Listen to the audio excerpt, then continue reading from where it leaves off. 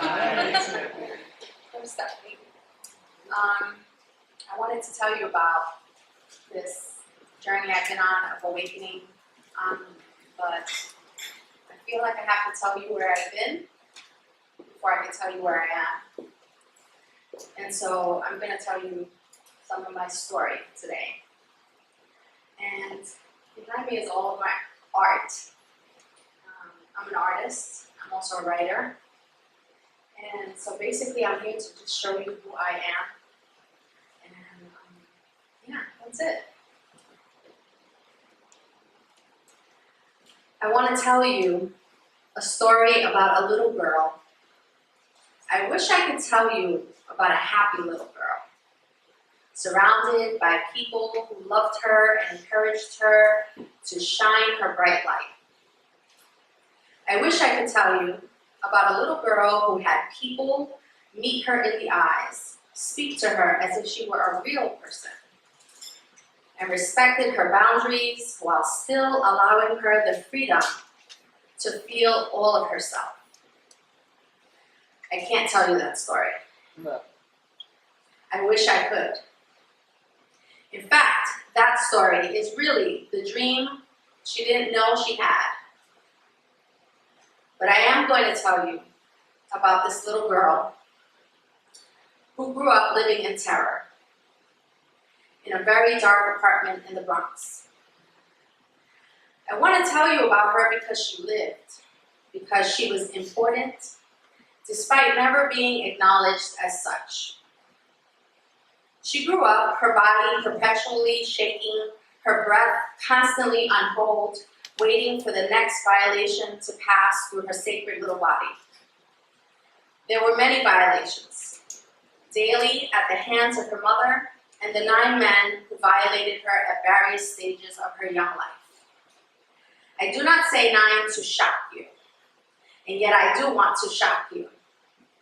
Because isn't it shocking when a little girl must endure the deviancies of 9 men, isn't it? I say 9 to make it real because they were real. Every single one of them. And what they did and what they took was very real. They stole her innocence, her body, her belief in her own goodness, her trust in men, her exploration and development of her sexual being on her own terms. They made her own pleasure a minefield full of doubt and confusion. She never knew her own beauty, her own spark, always believing others had something she would never have. She spent her early years watching and intensely surveying each and everything around her. Was there danger there? Could she be safe here? There weren't many places where she found comfort and safety, and as she grew, she believed that safety was but an illusion. And so she made it her business to just find ways to survive. This was her story for a very long time. She looked at everyone like a threat, but secretly hoped there would be safe and loving people, and perhaps she would find them one day. And she did. First, the perfect people she needed came and became her self-made family. People who taught her about family, love, connection, and loyalty. People who would be there for her no matter what. She never knew that kind of love growing up. No one had stood up for her. No one had seemed to notice or care about her pain. But these people cared. Sometimes they cared so much it was uncomfortable for her. She tried to let them love her and relax into their love, and eventually she started to feel less alone in the world. Then more people came. People she could tell her stories to. People she could cry and rage in front of, who held her in love, encouraged her to shine her bright light. People who looked her in the eyes and reflected back the beauty they saw there. She started to sense her importance, to feel that she mattered, that she was a real person. These people gave her space to grow, always asked, "May I?" and gave her the freedom to be her full self. and she learned to let them be there, to trust and relax into their love. At some point, she started to gather people around her, people with similar childhoods, people she understood deeply. They all started walking down the path together, their lights getting brighter and brighter. The more they shared, the more they shed, the more they supported one another and held each other in love. She became a leader somewhere in there and asked to be trusted and asked others to trust to join her and go deeper and reclaim the parts that were lost so long ago. And they did trust her and helped her heal her own wounds of unimportance. Eventually, she started awakening to her own aliveness. She started to feel herself more, to experience her own heart and beauty, and to be less afraid.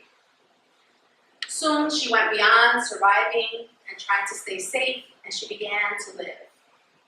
She became excited about her own life, and she started to trust herself and relax into her own being. She started to realize her own power, to know that she was not that helpless little girl anymore, that she could rely on herself, and that she, in fact, always held within her the divine spark she so desperately sought in others.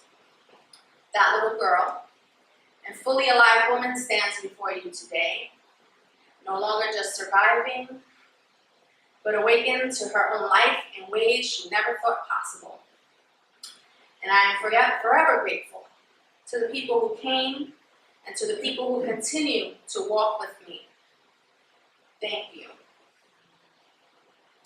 This poem is about my awakening, set to the original works of art created by me, and it's my voice, and I wrote it. I've always had one foot in one life and the other in the afterlife.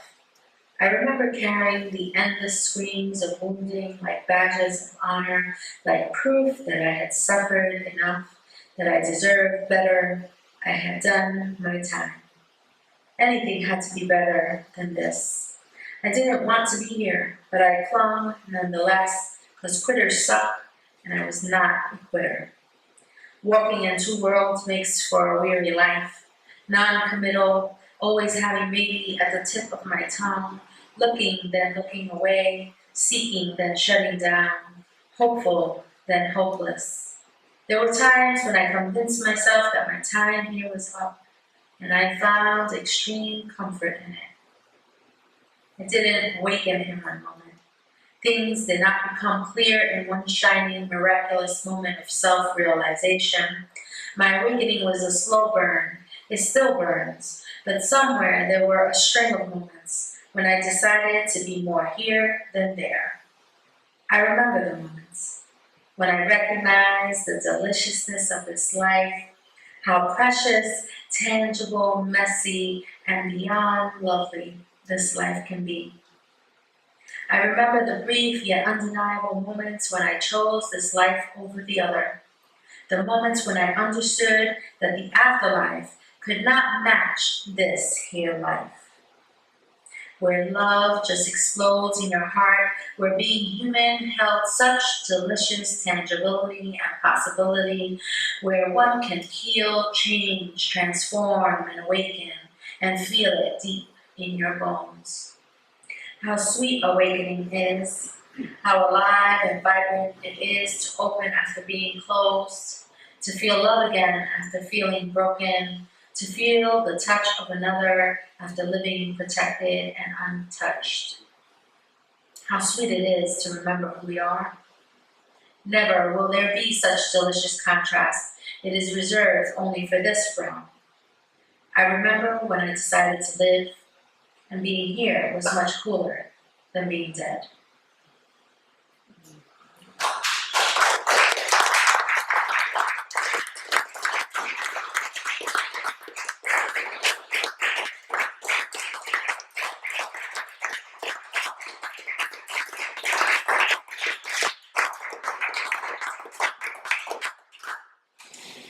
So there was one more piece.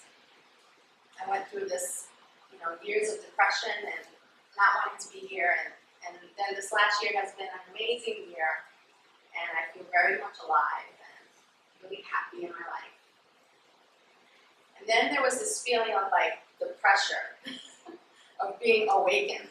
And what that means, and what if people want me to be happy all the time. So I wanted to write something to that, because that is truth as well. That is also part of the awakening, just being all of yourself. So I'm afraid you will always expect me to be happy. I'm afraid you will always want me to be upbeat and optimistic.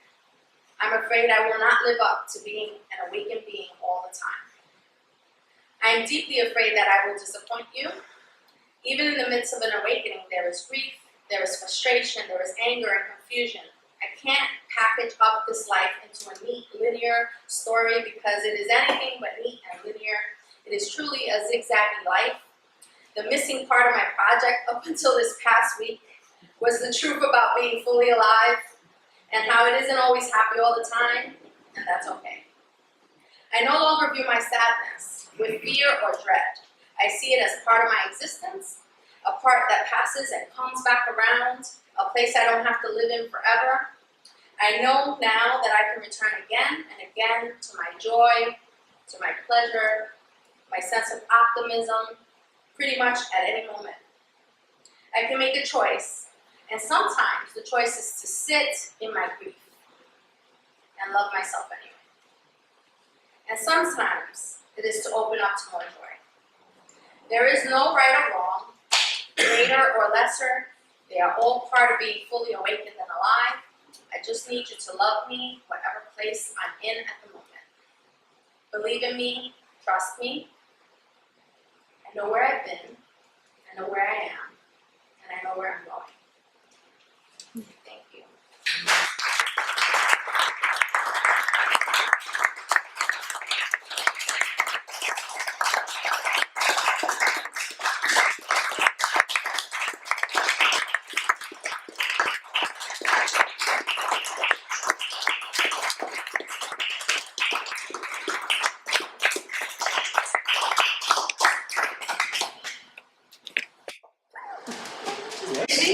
Just waiting. Just try to breathe, no.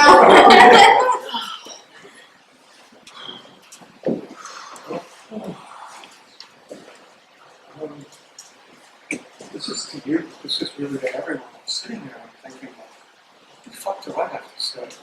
Like, I'm just in so much awe. And the feedback, like, in a way, everything that's everybody's piece has touched me in a way that transcends anything that I feel like I have to say about it. So that's what I want to say.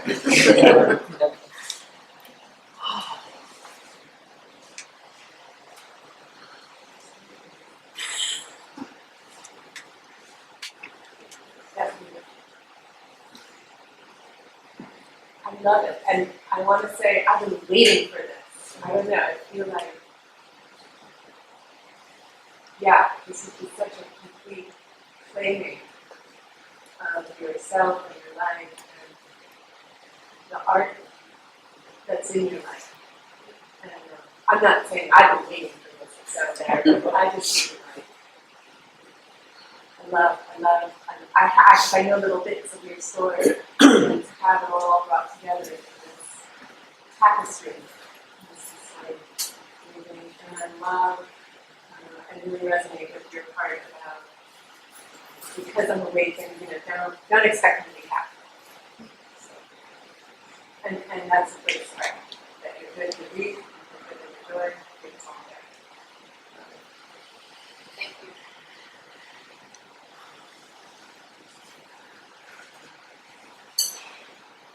Remember, there was a time that you said it's going to be like that. Forget it. So you shared what like that was. Huge courage. I was here to hear it and witness it. And it's the second time you read that poem. And what you added to it today really brought it just so much more meaning to it. I mean, just I was fixated on your voice and just watching the screen. Just could hear and feel it all as each picture changed.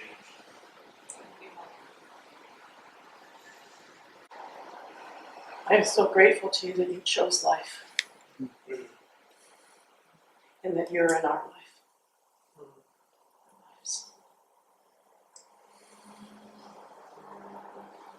shows vibrancy, because there was every image, even the sad ones, you know, were so vibrant.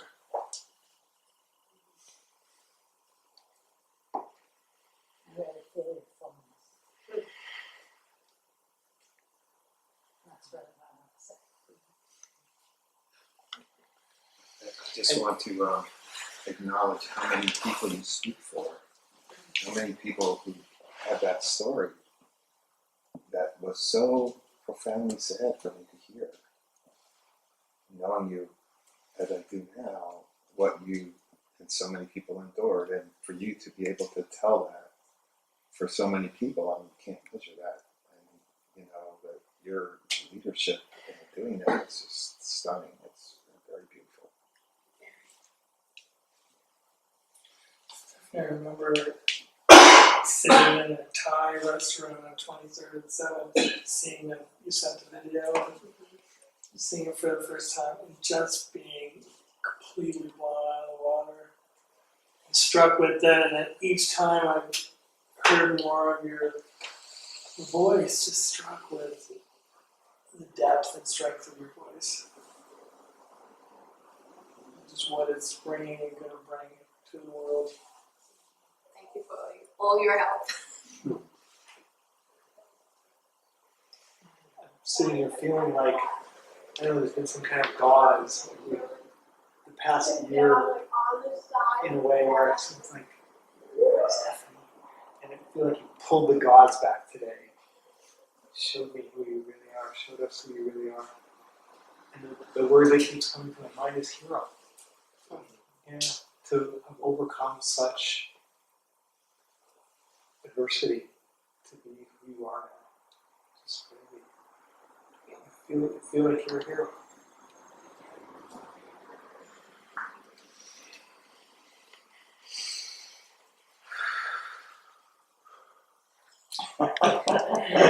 The phrase that comes to mind is you're a multimedia leader. I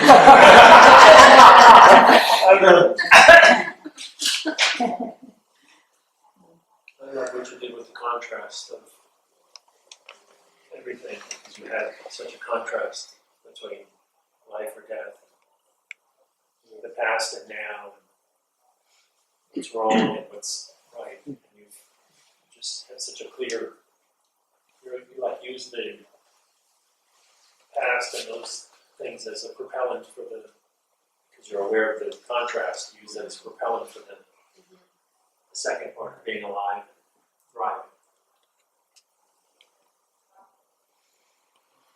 What you shared resonated with me on so many levels. That at the beginning I felt a little afraid as you started speaking, and then the whole experience was one of just hearing and feeling your power and strength as you named your experience. That now